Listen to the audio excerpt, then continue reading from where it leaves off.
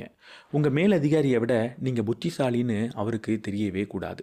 நீங்கள் அவரோட புத்திசாலியாக இருந்தாலும் கூட அவர் கூட இருக்கிறப்போ அவரை விட உங்களுடைய புத்தி கூர்மை கம்மி தான் அப்படின்னு அவர் உணர்ந்துக்கிட்டே இருக்கணும். உங்கள் மேலதிகாரி என்றைக்குமே உங்களுக்கு மேலே இருக்கிற மாதிரி உணர்ந்துக்கிட்டே இருக்கணும். நம்மளுடைய மேலதிகாரியை மட்டும் நம்ம பகைச்சிக்கிட்டோம் அப்படின்னா நம்மளால் வளரவே முடியாது. தற்செயலாக ஒருவேளை உங்களுடைய மேலதிகாரியை நீங்கள் பகைச்சிக்கிட்டீங்க அப்படின்னா என்ன செய்யணும்?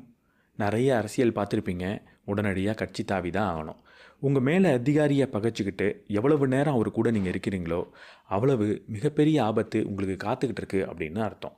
உங்களை ஒரு வேளை தற்செயலாக ஏதோ ஒரு நபர் உன்னோட மேலதிகாரியை விட புத்திசாலியாக இருக்கியே அப்படின்னு உங்கள் மேலதிகாரிக்கு நேராக சொன்னால், என்னோட புத்திசாலித்தனத்துக்கு காரணமே என் மேலதிகாரி தான், அவர் சொல்லி கொடுத்தது தான், அவரோட செல்ஃபில் இருக்கிற புத்தகங்களை படித்து தான் நான் தெரிஞ்சுக்கிட்டேன், அவர் எழுதின புத்தகத்தை படித்து தான் தெரிஞ்சுக்கிட்டேன், அவர் கூட தொடர்ந்து பேசுகிறதுனால தான் எனக்கு இவ்வளோ அறிவே வந்தது அப்படின்னு எல்லா கிரெடிட்டையும் உங்கள் மேலதிகாரிக்கு கொடுங்க.